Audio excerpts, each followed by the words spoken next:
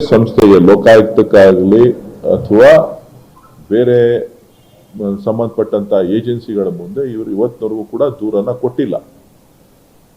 ಏಕಾಏಕಿ ರಾಜ್ಯಪಾಲರಿಗೆ ನೇರವಾಗಿ ಕೊಟ್ಬಿಟ್ಟು ತನಿಖೆನೇ ಆಗದೆ, ವಿಚಾರಗಳು ಚರ್ಚೆಗೆ ಆಗದೆ, ಏಕಾಏಕಿ ಪ್ರಾಸಿಕ್ಯೂಷನ್ಗೆ ಅವಕಾಶ ಕೊಟ್ಟಿರ್ತಕ್ಕಂಥದ್ದು ಎಷ್ಟು ಸರಿ ಒಬ್ಬ ಮುಖ್ಯಮಂತ್ರಿಗಳ ಮೇಲೆ ಅಂತಕ್ಕಂಥದ್ದು.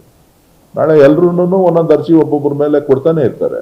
ಹಂಗಂದ್ರೆ ಎಲ್ರಿಗೂ ಅವರು ಪ್ರಾಸಿಕ್ಯೂಷನ್ಗೆ ಪರ್ಮಿಷನ್ ಕೊಡ್ತಾರೆ ಅಂತ ಅಂದ್ರೆ ಯಾವ್ದಾರ ಒಂದು ಸಂಸ್ಥೆಯಿಂದ ತನಿಖೆ ಆಗ್ಬೇಕು.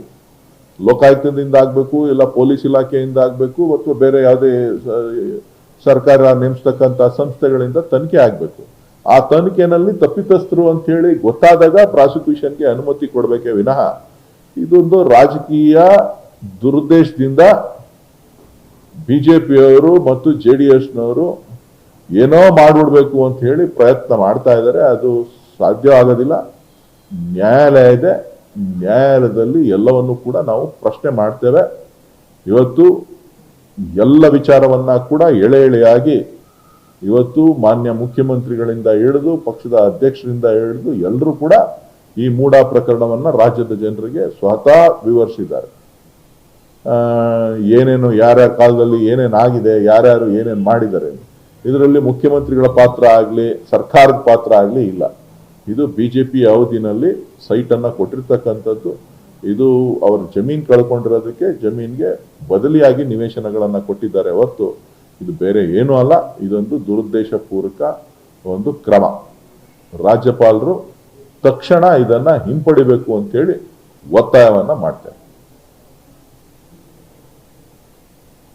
ಈಗಾಗಲೇ ನಿವೃತ್ತ ಜಡ್ಜ್ ತನಿಖೆ ನಡೀತಾ ಇದೆ. ಈ ಸಂದರ್ಭದಲ್ಲಿ ಇಂಥ ಆತುರದ ನಿರ್ಣಯ ನೋಡಿ, ಅದನ್ನೇ ನಾನು ಹೇಳಿದ್ದು, ಯಾವ್ದಾದ್ರು ಒಂದು ಸಂಸ್ಥೆಯಿಂದ ಇದು ತನಿಖೆ ಆಗ್ಬೇಕು. ಸರ್ಕಾರ, ವಿರೋಧ ಪಕ್ಷಗಳು ಮತ್ತು ಸಾರ್ವಜನಿಕರಲ್ಲಿ ಕೇಳಬಂದಂತ ಚರ್ಚೆ ವಿಚಾರವಾಗಿ ಇವತ್ತು ಆಯೋಗವನ್ನ ರಚನೆ ಮಾಡಿದ್ದಾರೆ. ನಿವೃತ್ತ ನ್ಯಾಯಾಧೀಶರ ತನಿಖೆಗೆ ಕೊಟ್ಟಿದ್ದಾರೆ. ಸೊ ನಿಷ್ಪಕ್ಷವಾಗಿ ತನಿಖೆ ಆಗ್ತದೆ. ತನಿಖೆ ಆದ್ಮೇಲೆ ಅದರಲ್ಲಿ ಏನಾದ್ರೂ ಲೋಪದೋಷಗಳು ಕಂಡು ಬಂತು ಅಂದ್ರೆ ಸರ್ಕಾರದಿಂದನೋ ಮುಖ್ಯಮಂತ್ರಿಗಳಿಂದನೋ ಏನಾದ್ರು ಲೋಪದೋಷ ಖಂಡಿತ ಕ್ರಮ ತಗೊಳಕ್ ಅವಕಾಶ ಇದೆ. ಇಲ್ಲಿ ಏನೂ ಇಲ್ಲದೆ ಯಾರೋ ಅರ್ಜಿ ಕೊಟ್ರು ಅಂತೇಳಿ ಆ ಅರ್ಜಿನ ಮೇಲೆ ಇವತ್ತು ಪ್ರಾಸಿಕ್ಯೂಷನ್ ಪರ್ಮಿಷನ್ ಕೊಟ್ಟಿರೋದು ಅದೊಂದು ಸಂವಿಧಾನಕ್ಕೂ ಅಪಮಾನ, ಆಡಳಿತ ವ್ಯವಸ್ಥೆಗೂ ಅಪಮಾನ. ಇದೊಂದು ಹಾಸ್ಯಾಸ್ಪದ.